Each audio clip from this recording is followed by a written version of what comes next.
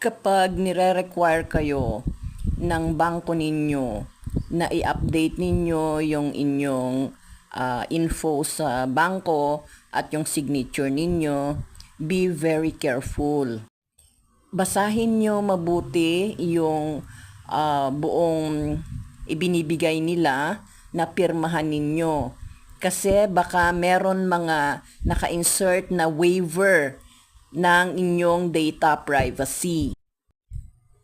Kailangan nila yung waiver na yon para magamit yung data ninyo sa kanilang marketing at saka para sa marketing din ng kanilang sister companies at saka yung tinatawag nilang mga partners.